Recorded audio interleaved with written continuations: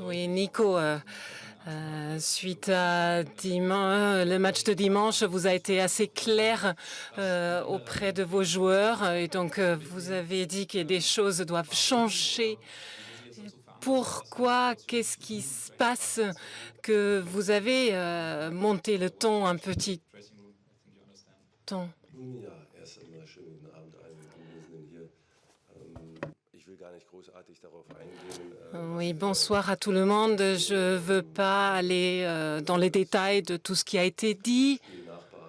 Bien sûr, nous avons fait le débrief de ce match, en abordé quelques détails et j'ai été très clair et direct, mais c'était tout à fait nécessaire après le match contre Augsburg.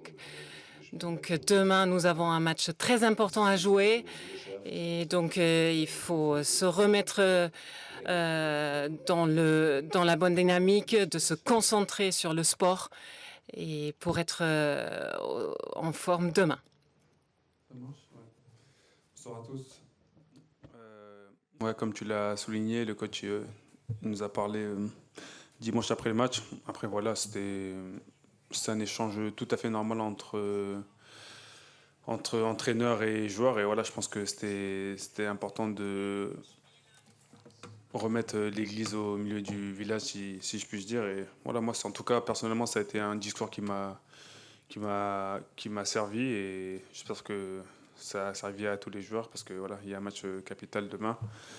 Et c'était tout à fait normal parce qu'on n'a pas fait le match qu'il fallait face à Augsbourg. On a fait une performance calamiteuse, donc les mots du coach ont été très, très justes. Wir machen weiter mit René Langhoff für RTL.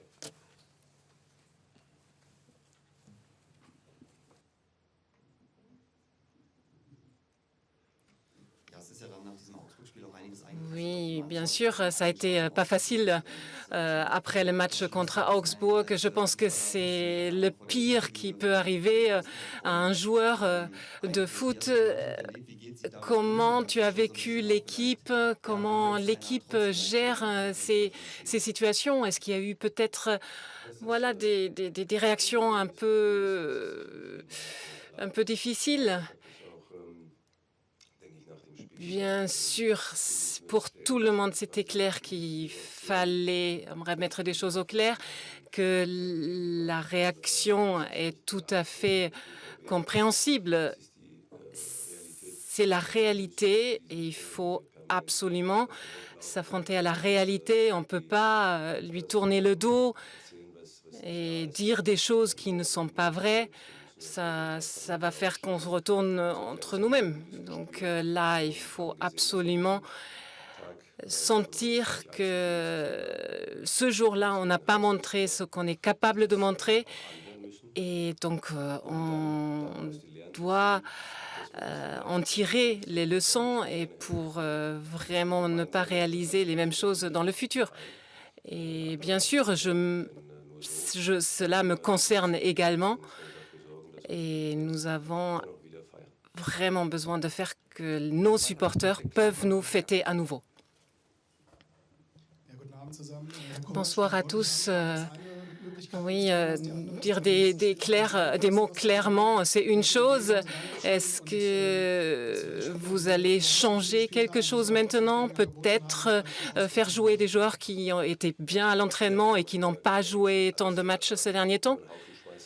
On ne peut pas tout bouleverser maintenant. Nous avons montré des très bons matchs dans le passé.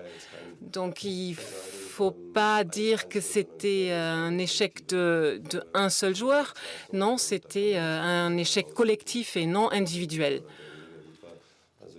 Donc, l'idée, c'est maintenant de savoir que maintenant on a mal joué et on sait que mes joueurs ont des qualités et qu'il faut absolument les montrer demain. Et je pense qu'ils sont tout à fait capables de le faire. Demain, c'est un match très très important. Les cartes ne sont pas jouées. On veut continuer dans cette compétition et vraiment prendre plaisir jouer et jouer bien demain. Bonsoir, c'est Lassana Kamara de Africa Foot United. Est-ce que vous jouez demain votre saison? On sait que la Guinée n'est pas qualifiée pour la Coupe d'Afrique des Nations. Pour concourir au Ballon d'Or africain, il faut gagner cette Ligue des Champions ou aller loin. Ma deuxième question, vous avez joué à Lille. Le fait de retrouver ce stade-là, Pierre Mauroy, quelles sont vos sensations? Pour la première question, une grande partie, je ne vais pas te mentir, c'est une grande partie de la saison qui se joue parce qu'en championnat, on n'est pas très très bien, même si rien n'est joué. Je crois qu'il reste 9 matchs, ça fait 27 points à prendre, donc tout n'est pas terminé. C'est vrai que ça va être compliqué pour accrocher la Ligue des Champions, mais ce n'est pas terminé, on y croit bien sûr. Après, demain, c'est un match très important contre Lille et comme l'a dit le coach juste avant, l'objectif, c'est clairement de gagner ce match et de passer. Voilà, quand tu fais une finale de Ligue des Champions l'année précédente, bien sûr que tu ne peux pas t'arrêter à ce stade de la compétition. Donc, l'objectif, il est clair pour moi, pour le coach et pour mes coéquipiers, c'est venir ici et gagner le match. Et par rapport à la deuxième question, ouais, bien sûr, c'est un sentiment en particulier parce que j'ai déjà joué ici, même si ça fait longtemps, je sais pas, ça fait combien de temps 9-10 ans, je crois. Donc, ça fait vraiment un bail et bien sûr que je suis content de revenir ici et j'espère que ça va être un mauvais souvenir pour les Lillois. Machen wir mal hier vorne weiter. Bonjour, c'est Roux, Olivier Fosseux pour La Voix du Nord. Alors, deux questions aussi. La première, justement, qu'est-ce qui n'avait pas marché à Lille? Parce que ça fait déjà effectivement 9 ans et vous étiez resté que 6 mois avant d'être prêté. Et deuxième question, il y a un petit match dans le match avec Jonathan David. Hein, vous êtes 2 buteurs en forme.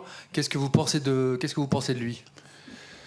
Pour répondre à la première question, ça fait 9 ans, c'est ça. Je crois que j'avais 18 ans. Ouais, 18 ans, avec Hervé Renard. Ouais, non, franchement, c'était un saut dans le grand bain. Après, voilà, avec du recul, c'est plus facile de parler. Mais voilà, c'est vrai que j'étais encore très, très, très, très jeune. J'étais pas prêt pour le haut niveau. Et surtout, il n'y avait pas de temps à perdre ici. Parce que le club, c'est vrai qu'il était dans une phase compliquée. Et même le coach Hervé n'a pas eu vraiment de temps pour pouvoir me donner du temps. Donc voilà, mais c'est moi, comme je dis, c'est toujours des expériences qui servent dans la vie, ça sert de leçon. Moi, c'était mon premier saut dans le grand bain. Je sortais de Ligue 2, Ligue 1, il y avait un grand changement. Il y avait des grands joueurs que je regardais toujours à télé. Il y avait Rio qui était encore là, il y avait Flo. Donc tout ça, ça m'a servi et voilà, ça m'a aidé à être le joueur que je suis aujourd'hui. Après, concernant Jonathan David, c'est un très, très bon joueur. Voilà, des fois, je regarde les matchs de Ligue 1. Le dernier en date, c'est Lille, en plus, contre Monaco. Non, contre Montpellier, je n'ai pas regardé parce que moi aussi, j'ai eu match, bien sûr. Mais c'était contre Monaco et c'est un bel attaquant, bien sûr. Après, voilà, c'est pas un match dans le match. Lui veut faire gagner son équipe, je vais faire gagner mon équipe. Mais le plus important, c'est que le Borussia s'impose. C'est tout. Wir machen auf der Seite weiter mit Katharina Küpper für Ro24. Hallo, schönen guten Abend. Auch eine Frage an Serhou. Une question pour Serhou. Der Umgangston innerhalb der Mannschaft. Comment vous parlez dans l'équipe depuis cette défaite contre Augsbourg? Quelle est l'ambiance? L'ambiance, elle est bonne. Après, voilà, comme je l'ai dit, le coach, il a parlé avec nous. Il a dit les vérités qu'il fallait dire. Après, voilà, quand tu es joueur de haut niveau, faut accepter les critiques parce que voilà, le coach, il ne va pas critiquer pour critiquer. C'est des critiques pour faire avancer l'équipe, pour qu'on soit meilleur. Pardon.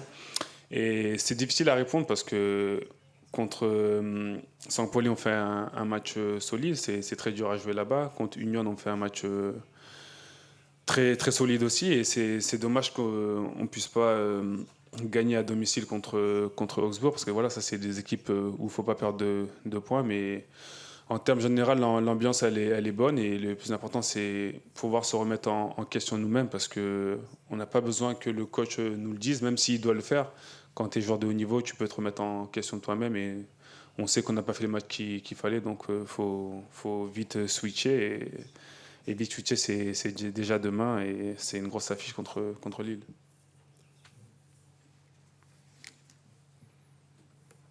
Wir machen auf der Seite einmal weiter. Bonjour, c'est Roux, Rémi Bouvresse pour l'AFP. Depuis que tu as quitté la France, tu t'es installé comme un très bon buteur en Allemagne et maintenant titulaire au Borussia Dortmund, co-meilleur buteur de la Ligue des Champions. Quel parcours extraordinaire quand même.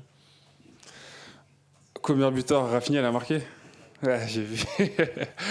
Ouais, non, non, je me plais en Allemagne. Je suis dans un très grand club qui est Borussia Dortmund, comme meilleur buteur de la Ligue des Champions. Ouais, c'est très bien, mais après moi, c'est pas, comme je l'ai dit dans pas mal d'interviews, c'est pas un truc de fou. Moi, aujourd'hui, où je suis, c'est vraiment le minimum que je me fixe. Donc, pour moi, il n'y a rien d'affolant et je continue à travailler. Moi, je vais être toujours performant à chaque match et ça, c'est ma ligne de conduite. Wir machen nochmal auf der Seite weiter mit Jürgen Kors für die Ruhrnachrichten. Deux petites questions pour Nico. Donc demain, vous démarrez le match pour jouer la victoire. Et une autre question pour Serhou. Et je pense que personne n'est déçu chez toi, chez le Borussia Dortmund.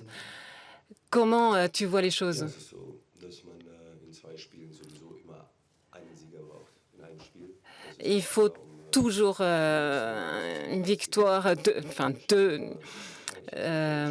victoires pour une compétition comme ça. Et je l'ai déjà dit à Dortmund que je pense que c'est 50-50 pour les deux équipes. Et on a vu pourquoi je l'ai dit. Lille n'a pas joué comme ils auraient pu jouer. La deuxième mi-temps, ils ont mieux joué. Donc je pense que ça va être serré demain. Mais demain, c'est la Champions League pour les deux équipes. Et c'est bien sûr, mon équipe a plus d'expérience dans cette compétition et j'espère que ça fera la différence et qu'on aura la victoire au bout de 90 minutes.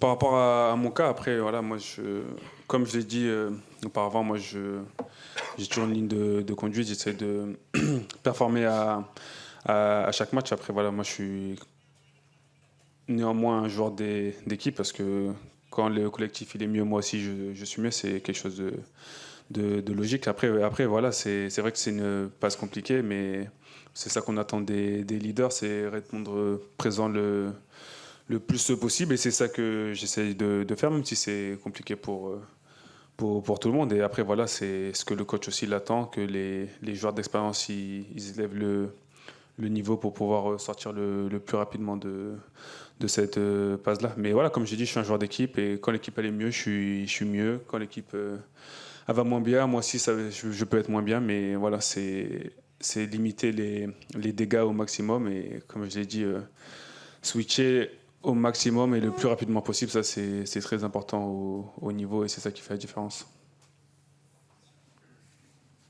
Patrick Berger nochmal.